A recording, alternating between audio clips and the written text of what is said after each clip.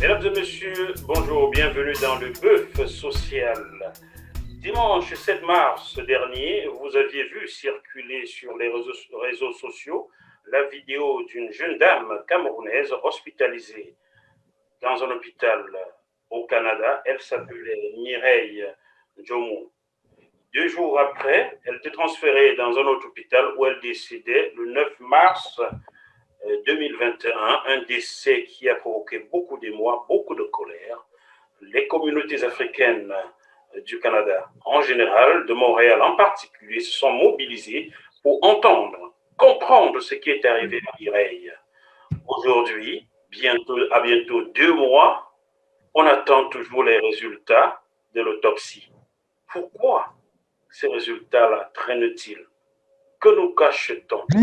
Qu'est-ce qu'il s'est passé pour faire en sorte que de tels effets n'arrivent plus dans la communauté noire au Canada? Un groupe de femmes et d'hommes sont constitués pour désormais avoir l'œil sur de tels cas dans un pays où le racisme est désormais galopant comme partout dans le monde occidental. Le mouvement pour vivants a donc été mis sur pied et aujourd'hui nous recevons quelques membres de ce mouvement-là, à la tête duquel Madame Joséphine Djongwe, qui est avec nous ce soir. Nestor Nana s'est excusé, il est aux États-Unis. Nina Bouquet est là. Herman Zambo est également là. Et mon confrère Florent Tchatchoua de Won. Bonsoir, Madame Djongwe, comment allez-vous? Bonjour, Jackie. Ça va très bien. Merci pour l'invitation. Je vous en prie. Ça va toujours comme ça sur JMTV+. On commence toujours par les femmes, n'est-ce pas? Nina Bouquet, bonsoir. Bonsoir à tous. Je suis enchantée d'être ici en ce jour, dans cette émission, et merci pour l'opportunité de pouvoir parler de ce mouvement. Je vous en prie. Herman Zambo, comment allez-vous? Bonsoir, je vais très bien. Merci énormément de votre invitation aujourd'hui, Monsieur Jackie. Ça nous fait énormément un grand plaisir d'être là, pouvoir partager par rapport à ce que nous faisons. Je vous en prie. The One, Florent Tchatchoua, de Diaspo Web TV. Comment ça va? Chers collègues, ça va super bien. Merci de nous avoir invités. Merci pour le temps et merci beaucoup aux téléspectateurs qui sont en train de regarder et à ceux qui vont nous regarder plus tard. Merci de nous avoir invités. Bonsoir. Je vous en prie. Vous êtes donc sur JMTV+. Madame Djongwe, c'est à vous, je poserai la première question. Comment vous est venue l'idée de créer un mouvement pour les vivants? Merci pour la question, Jackie. Oui, où est-ce que ça vient l'idée de créer le mouvement pour les vivants? C'est suite au décès de notre sœur Mireille, ça fait environ 2 mois aujourd'hui qu'elle n'est plus des nôtres, qui s'est retrouvée à l'hôpital. Elle allait pour un mal de pied, mais elle est ressortie presque dans un cercueil parce que le transfert était fait. Elle a fait une vidéo qui a fait le tour du monde. J'étais parmi ceux qui ont couru à son secours, nous sommes battus pour faire le transfert. Et 2 jours après, notre sœur est décédée. Mais ce que j'ai retenu dans l'histoire, c'est que lorsque Mireille va à l'hôpital, elle n'a vraiment pas un répondant qui est dans son dossier. Le répondant est son fils de 15 ans, qui est mineur, ce qui fait que quelque part, il n'avait pas un suivi dans le dossier de notre sœur. Il n'avait pas de parents, il n'avait pas de sœur. Et ce qui a entraîné à tout ce que nous avons vu, il n'y avait personne pour taper la main sur la table pour savoir qu'est-ce qui se passe jusqu'à ce que cette sœur lance sa vidéo. Moi, ayant suivi de bout en bout, je me suis dit, il faut plus que le cas de Mireille arrive. Comment est-ce que nous pouvons nous constituer pour être les premiers répondants, pour être comme les membres des familles, pour ceux qui sont dans la diaspora, qui n'ont pas père, qui n'ont pas frère, qui n'ont pas sœur. Alors, c'est d'où m'est venue l'idée de mettre sur pied ce mouvement pour soutenir nos confrères et nos consoeurs qui vont se retrouver dans des situations de Mireille où il n'y a pas de répondant. Nous allons être des répondants pour savoir qu'est-ce qui se passe réellement dans le dossier. Et pour que le cas de Mireille n'arrive plus, on va être des premiers répondants. Et ça va pas être seulement sur le plan de la santé, ça va être également sur le plan judiciaire. Si notre membre a une situation, se retrouve dans une situation quelconque, le MVP, le mouvement pour vivant, nous serons là pour être des premiers répondants. Très bien, chers téléspectateurs, afin de vous remémorer cette vidéo, je vous propose de suivre Feu Mireille qui s'exprimait donc, c'était le 7 mars, dimanche 7 mars 2001, dans cet hôpital au Canada. Bonjour mes frères et sœurs, mes compatriotes, je viens vous supplier de me faire sortir dans cet hôpital. S'il vous plaît, aidez-moi à sortir dans cet hôpital qu'on appelle Charles Lemoine, sur la rue Cachéron. Oui, c'est au Canada. Je suis entrée dans cet hôpital. J'avais mal seulement à ma jambe. C'est pour ça que je suis venue ici. Mais depuis que je suis venue ici, c'est comme s'ils me tuent à petit feu. Ils me font gonfler le corps. Je n'arrive plus à respirer. J'ai les boutons partout sur moi, sur ma tête jusqu'aux pieds. S'il vous plaît, mes chers compatriotes, je vous en supplie, partagez cette vidéo dans tous les réseaux sociaux. Je demande au docteur de me transférer dans un autre hôpital, là où je serai mieux suivi. Mais il ne veut pas. Ma bouche est paralysée, mes lèvres sont paralysées. Mon visage aussi est gonflé. Mes yeux, je ne suis pas vraiment la personne que vous voyez sur cette vidéo. Oui, les gens qui me connaissent ne me reconnaissent plus. Je suis en train de mourir à petit feu dans cet hôpital. Ils me racontent les docteurs me racontent n'importe quoi. L'autre vient aujourd'hui dit que j'ai telle maladie. L'autre dit que j'ai ça, j'ai ceci. L'autre dit que l'on va m'opérer. Et si on m'opère, je meurs. Ils veulent me tuer. Mon ventre est gros comme le ventre d'une femme enceinte. Je n'arrive plus à respirer. Je n'arrive pas à dormir, ni marcher, ni m'asseoir. J'ai plein de douleurs dans mon corps. J'ai plein de douleurs dans mon corps. Je vous en supplie. Je vous en supplie. Toute vie humaine, aidez-moi à sortir dans cet hôpital. Partagez dans tous les réseaux sociaux. Ils sont en train de me tuer. C'est moi qui sais ce que je suis en train de voir ici. S'il vous plaît, sauvez ma vie. J'ai les enfants. Je ne veux pas mourir et laisser mes enfants.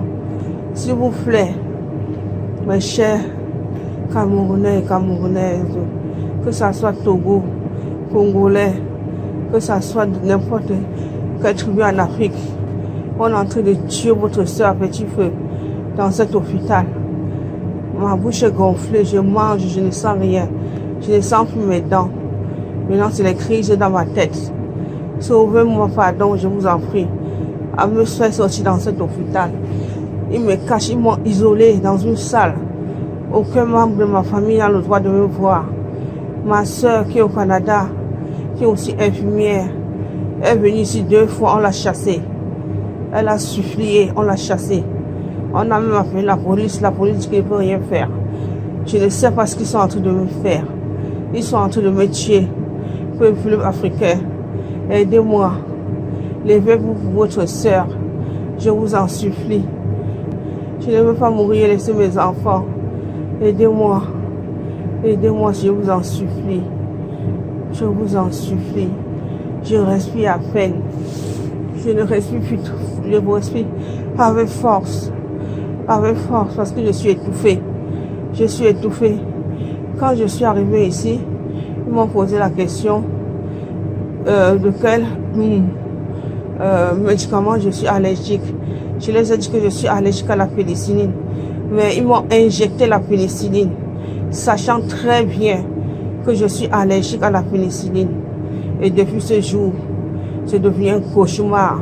Nina Bouquet, comment avez-vous, qu'est-ce que vous avez ressenti en voyant cette vidéo de notre sœur Mireille Jomo? Merci de me passer la parole.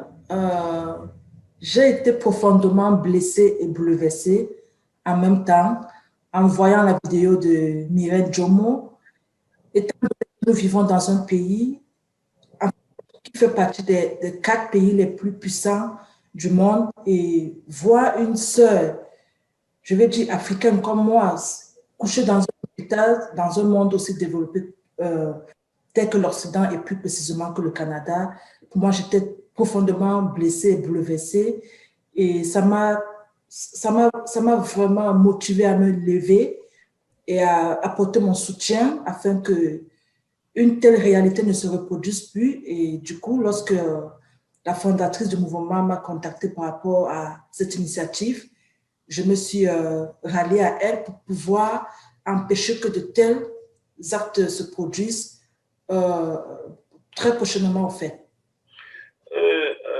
Herman Zambo, dans les propos de Mme Djomgwe et de Nina Bouquet, sous-jacent, on comprend qu'il y a des soupçons de négligence de la part de cet hôpital que vous pouvez nommer car c'est désormais connu.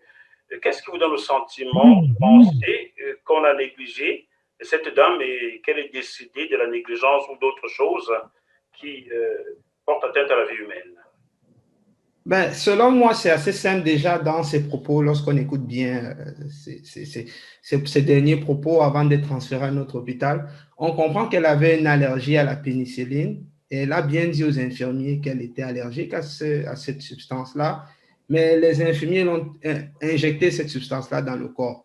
Donc déjà là, ça démontre déjà que peut-être l'infirmier ou l'infirmière n'avait pas pris ça au sérieux et c'est pour ça que nous sommes là justement pour réduire ce genre de négligence-là, parce que souvent, on se dit, ben, la personne n'a personne derrière, on s'en fout un peu. Peut-être si c'était quelqu'un d'autre, ça n'allait pas arriver.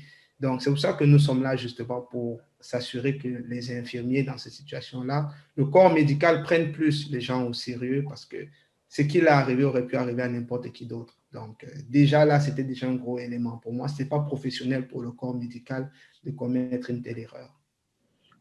Florent Tchatchoua, n'y a-t-il pas dans le système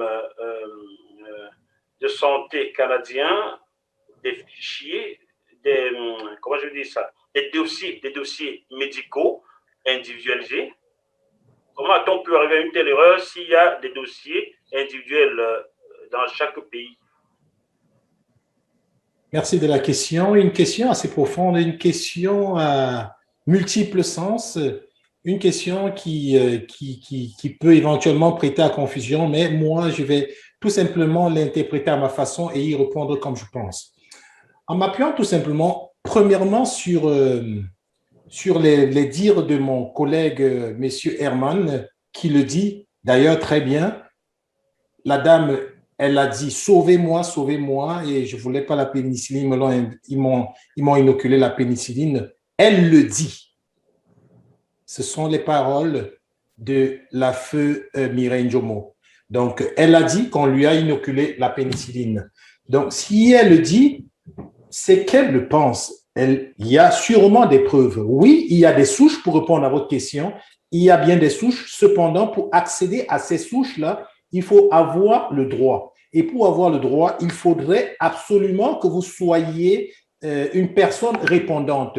C'est pourquoi le mouvement Pour Vivant existe et c'est pour pouvoir venir répondre à ce besoin, à cette sécurité d'accéder et éventuellement de tirer la sonnette d'alarme si besoin était par rapport à une position, à une situation alarmante.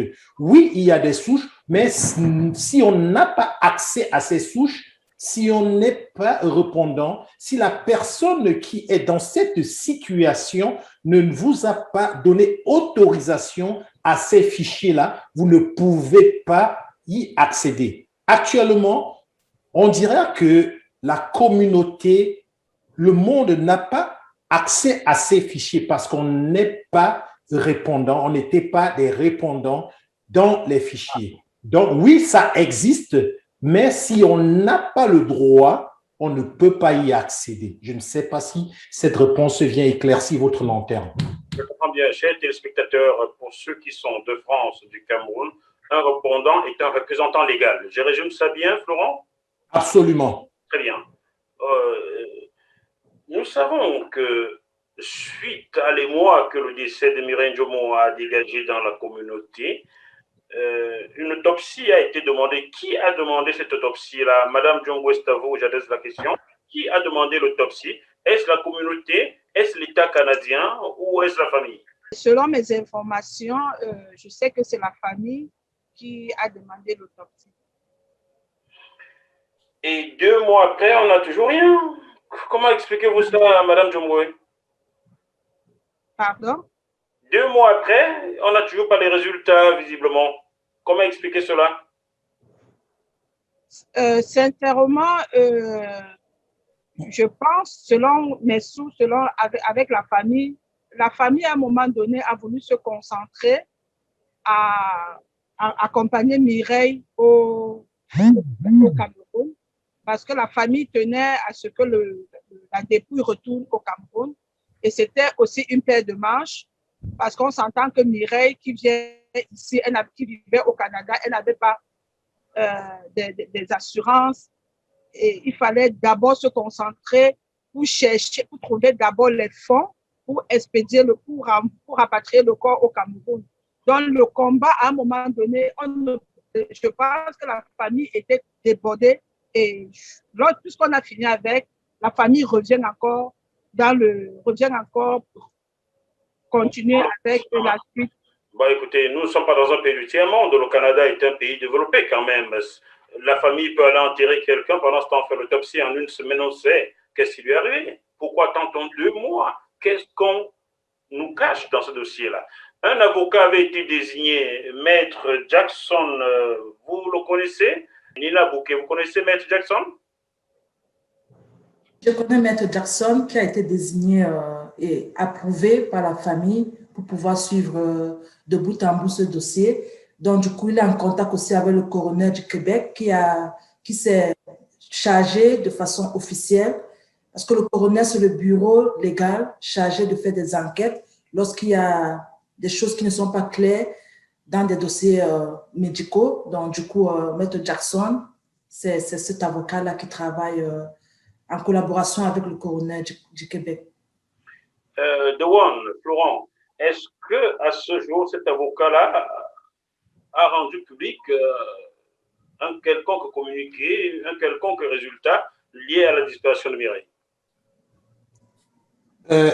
Je commencerai par dire que Maître Jackson, à ma connaissance, n'a pas encore émis un communiqué général par rapport à un résultat du coroner. Comme on le sait, la mort de Mireille a été une onde de choc dans le monde entier. Et d'ailleurs, Diaspora Interaction, dont je suis le fondateur, le média de la diaspora à Québec, a interpellé la plus haute autorité ici au Québec, à savoir le ministre de la lutte contre le racisme, parce qu'il y avait d'une manière sous-jacente une phase de racisme. Et nous l'avons interpellé lors d'une entrevue et il nous a fait savoir que ce cas, parmi tant d'autres cas, mais ce cas était juste sur sa table et qu'il prêtait une oreille très, très attentive aux résultats du coroner.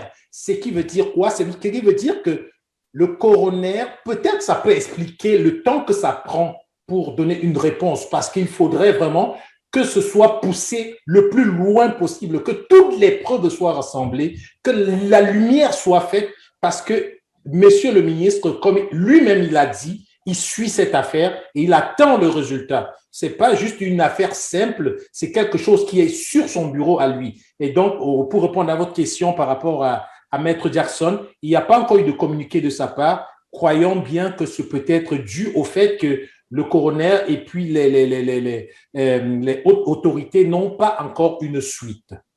Je souhaiterais bien avoir le contact de Maître Jackson pour demander un entretien avec lui, pour qu'on essaie de comprendre pourquoi ça traîne. Pourquoi ça traîne? Pourquoi je suis un peu interloqué, c'est qu'un cas similaire s'est produit ici en Belgique, tout à côté de moi. Un gamin est mort comme ça à l'école. Dans l'État, la responsabilité de l'État belge était engagée. Croyez-moi qu'on n'a jamais vraiment su la vérité sur cette affaire-là. On a appelé la famille, on a donné un peu d'argent, on a fermé la bouche à la famille. Et tous ceux qui s'étaient mobilisés autour de cette famille se sont retrouvés ridiculisés. Donc attention, attention, il faudrait suivre cette affaire-là. Florence, si vous pensez que je peux être utile, n'hésitez pas à m'en parler. D'ailleurs, j'ai vu votre entretien avec le ministre et j'aurais aimé être là. Car parfois, je me demande qui est immigré au Canada au juste. Qui est immigré au Canada? C'est ce que j'aurais posé comme question à votre ministre contre le racisme ou bien de l'immigration. Qui est immigré au Canada au fond, finalement? On espère avoir une réponse très bientôt avec le ministre de l'Immigration que nous espérons recevoir bientôt sur nos plateaux. Ce serait formidable. Si c'était en visio et que vous m'invitiez, je lui poserais 2-3 questions et je serais très heureux de le faire. Je ne manquerai pas. Alors, Herman Zambo, vous pouvez laisser votre micro ouvert, hein? Nous sommes en entretien, donc dites-moi, quelles sont les missions de votre mouvement?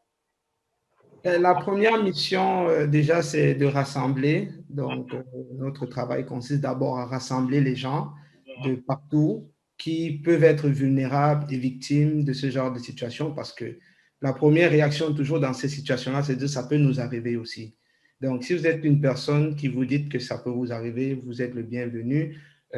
C'est déjà ça, hein, rassembler les gens et les aider, hein, essentiellement. Donc, c'est pas plus compliqué que ça. Je lis ici, intervenir dans les dossiers, je crois Mme Djongwe l'a dit, intervenir dans des dossiers en rapport avec la santé et la sécurité ou autres dossiers qui relèvent de ses compétences. Trouver des ressources compétentes pour défendre les intérêts de ses membres à travers le monde entier. Madame Djongwe, est-ce que vous entendez donc vous étendre dans le monde entier? Effectivement, on va, ça fait partie de la mission, on va s'étendre dans le monde entier parce que la situation de Mireille n'est pas juste une situation qu'on retrouve au Canada. Lors du Covid, on a vu tous qu'on avait des confrères qui allaient à l'hôpital et on avait des retours qui ressemblaient un peu au cas de Mireille. On a vu sur les réseaux sociaux la dame qui pleurait son mari. Il y avait des choses qu'on n'arrivait pas à expliquer. Donc, je pense que le cas de Mireille n'est pas un cas juste qu'on retrouve juste au Canada. La raison pour laquelle nous comptons étendre ce mouvement à l'échelle internationale. Je vous comprends très bien. Je vais vous livrer une partie de moi, comme ce sera mon Dieu, tout le monde saura. Le 16 février 2008, mon épouse est brutalement décédée en France, comme ça. Je suis certain qu'on m'a caché quelque chose, vu le déroulé des choses à l'hôpital Beaujon de Clichy, hôpital Beaujon de Clichy-la-Garenne dans les Hauts-de-Seine. On m'y a caché des choses. Je suis certain qu'il y a eu une négligence qui a fait mourir ma femme. Donc, je vous comprends très bien. Voilà pourquoi, dès que Florent m'a sollicité pour cet entretien, tout de suite, j'ai dit oui. Tout de suite. Là, je comprends. Je comprends bien. Voilà. Donc, votre mission, votre vision, pardon, devenir un groupe de soutien moral le plus influent. Vous êtes prétentieux, non, Madame Dongwe? C'est prétentieux, ça, non? Devenir le groupe de soutien le plus influent et disponible dans le monde, le plus influent. Vous serez plus influent que l'OMS ou quoi? C'est prétentieux, non? Ben, quand je parle d'influent, c'est dans le sens où on sait que généralement, chez nous, les Africains, on pense beaucoup à ceux qui sont déjà partis. On a plein de structures qui accompagnent les morts, mais pas de structures pour penser vraiment aux vivants. Et avec une grosse situation comme celle de Mireille, quand on met influence, c'est parce que ça peut être la même énergie, que la situation était forte, que nous comptons travailler pour être vraiment influent à la hauteur de la situation que nous vivons. Donc, c'est ce qui justifie le mot influent. Ce n'est pas pour nous zéler, mais c'est parce que la situation est assez forte, elle est assez lourde, elle est assez touchante et ça prend quand même. Quand il y a le fer en face de nous, il ne faut pas chercher du bois pour combattre le fer. Oui, le mouvement devrait vraiment être influent. Très bien, c'est ce que je souhaite. Quand il arrivera en Europe, j'y verrai. Voilà. Nina Bouquet, Madame Djongwe évoquait les difficultés que la famille a éprouvées, la famille et la communauté ont éprouvées pour acheminer le corps de Mireille au Cameroun. Je suis très surpris, très surpris. Moi, qui suis souvent allé au Canada faire des émissions que vous avez peut-être vues, la tontine immobilière, je suis en contact avec Armstrong Sachi. Comment ça se fait que vous n'étiez pas adhérente de retour au pays natal RPN? Comment ça se fait? Effectivement, vous savez, plusieurs personnes arrivent au Canada et il y a des initiatives, mais il n'y a pas de structure pour promouvoir de telles initiatives. Donc, je me dis qu'elle n'était pas sûrement au courant du fait que le RPN existe, le retour au pays natal existe, et du coup, c'est après sa mort que la communauté s'est mise à faire la promotion de cette initiative-là pour pouvoir permettre à tous ceux qui sont déjà sur place de pouvoir s'inscrire. Sinon, lorsqu'on s'est rendu compte qu'elle n'est pas inscrite dans le APN, on a lancé un GoFundMe au nom de sa famille. Et c'est de cette façon-là qu'on a distribué les liens un peu partout. Et tout le monde a contribué de façon inclusive. Ce n'était plus une affaire africaine, ce n'était plus une affaire camerounaise, c'était maintenant une affaire de tout le Canada, des personnes des États-Unis, des personnes de l'Europe, même des personnes de l'Afrique qui ont mis la main dans la pâte pour pouvoir permettre que les restes de Mireille puissent retourner de façon digne au Cameroun, dans son pays natal, en attendant que les résultats sur la cause de sa mort soient révélés. C'est ça. Si elle était un jour révélée, bien entendu. Chers téléspectateurs, vous qui regardez ce programme, je sais que vous êtes nombreux à regarder GMTV Plus au Canada. Si vous ne savez pas comment joindre RPN, Retour au pays natal, qui est une grosse association qui permet d'évacuer les corps des Camerounais décédés au Canada, 25 000 membres quand même. Écrivez par gmtvplus.com et je vous redirigerai vers Armstrong Sachi. Monsieur oui. Jackie, je peux me permettre? Oui, bien sûr. Oui, en fait, quand on parle de RPN, RPN ne fait pas partie aujourd'hui des conditions sine qua non pour être un immigré ou pour être un résident au Canada. Donc, quelque part, RPN n'est pas comme quelque chose d'absolu. RPN, aujourd'hui, j'essayais, comme vous le dites, vous avez le numéro de M. Armstrong, que j'invite par votre biais en interview sur le média Diaspora Interaction pour plus de plus de diffusion, pour faire beaucoup plus, pour atteindre beaucoup plus de personnes, parce que même jusqu'à présent, j'en connais plein qui ne connaissent pas RPN et on ne peut pas leur en tenir rigueur et ça peut pas faire, à mon avis, ça peut pas faire partie d'une condition pour un résident au Québec, quand soit-il, oui. C'est pas une condition, sensibiliser pour que les gens sachent que cet outil-là existe. Ouais. Car voilà, ça a été miré cette fois-ci, on a su, on a lancé un GoFundMe. Okay. Ça aurait été quelqu'un qui s'est mort dans sa chambre, peut-être, l'émotion n'aurait pas été à cette hauteur-là, il n'y aurait pas eu de GoFundMe. Donc, pour la solidarité, je ne suis pas au Canada, je suis en France. Okay. Je vous recommande cela. Pour ceux qui sont en France, je vous recommande l'Odyssée finale lancée par d'autres Camerounais ici. Pour les États-Unis, je ne sais pas quoi vous recommander, tellement la SAGI a pris une tournure camerounaise. Je reviendrai là-dessus dans une autre émission. Pour le moment, Herman Zambou, comment rejoindre le mouvement pour vivants? Nous avons notre groupe Telegram que nous envoyons à tous ceux qui sont intéressés. Mais si je peux quand même vous donner un numéro de téléphone déjà à l'interne, je veux juste le tirer ici. Donc déjà, vous pouvez nous rejoindre au 438 936 9408. Je vais répéter encore le numéro 438 936 9408 et nous allons justement pouvoir vous faire intégrer notre groupe Telegram. Très bien. Alors, l'adresse, j'ai bien noté 000 rue du groupe G3Y6N2, c'est bien ça, Montréal, Canada. Est-ce que… C'est une adresse qui n'est pas encore permanente. On ne peut pas la tenir comme étant l'adresse actuelle. Donc, la façon la plus rapide, ce serait d'intégrer par le Telegram. Et ensuite, l'adresse permanente sera connue dans des très brefs délais. Madame Djomboé, vous qui êtes le cerveau de Mouvement pour Vivants, y a-t-il une question que vous auriez aimé que je vous pose et je n'ai pas tilté dessus étant donné que je ne sais rien, j'apprends tous les jours? Répondez à la question non posée, s'il vous plaît.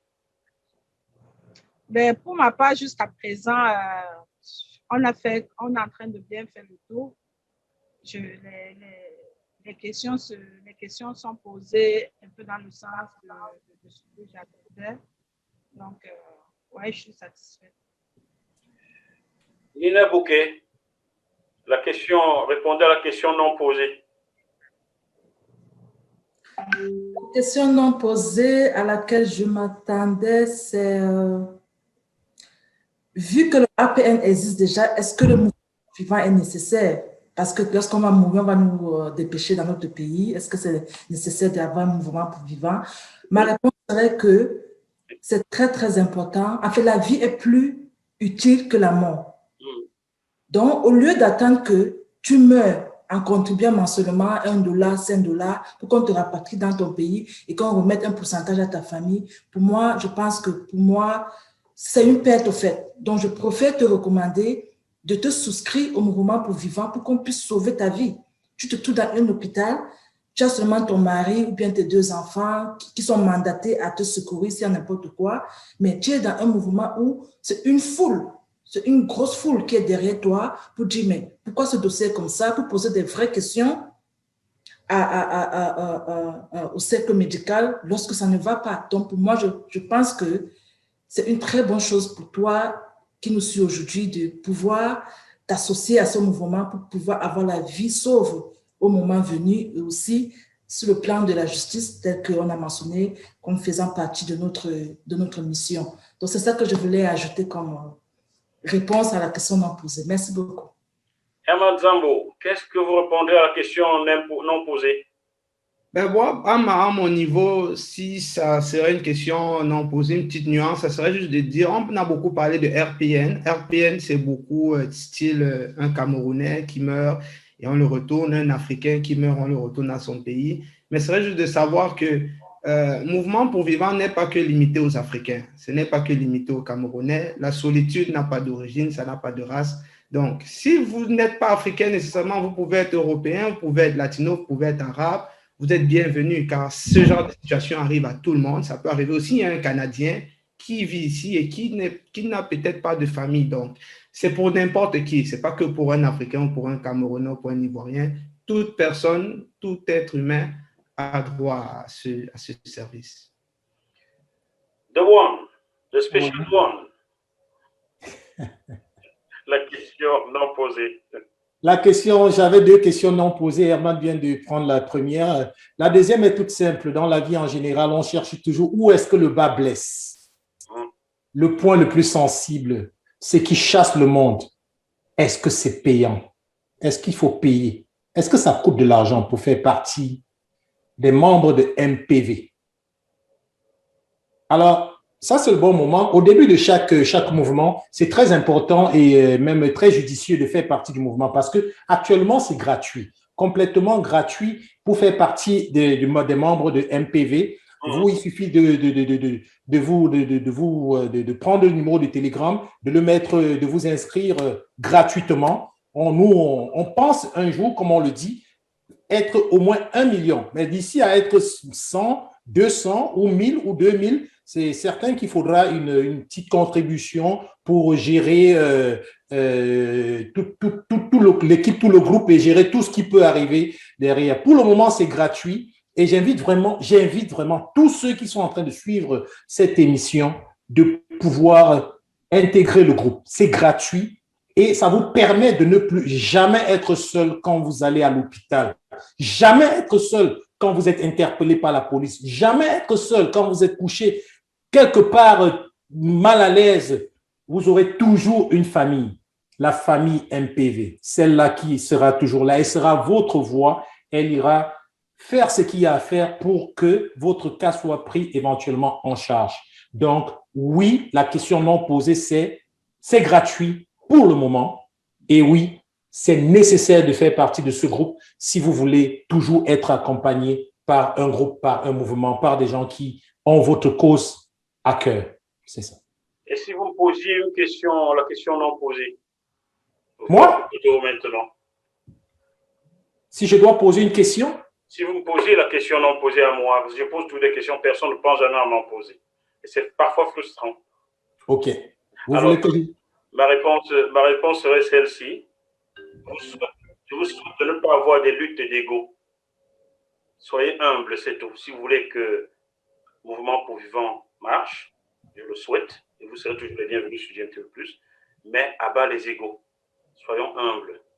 C'est tout. Chers téléspectateurs de GMTV+, j'espère que ce bœuf social vous a plu. Sentez-vous libre de nous contacter si vous avez des questions et je les transférerai aux membres du Mouvement pour Vivants. Soyons solidaires. Si nous ne veillons pas sur nous-mêmes, qui le fera à notre place? À très bientôt. Bye bye. Merci beaucoup. Merci. Au revoir.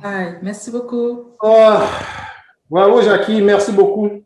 Je vous en prie. À bientôt. Merci. Je demande à GMTV+, de continuer à faire ce travail extrêmement important de recueillir les informations, de les recueillir avec esprit critique, pour ensuite les diffuser comme elle le fait, afin que les esprits s'éveillent, que les consciences s'ouvrent davantage et que les actes suivent.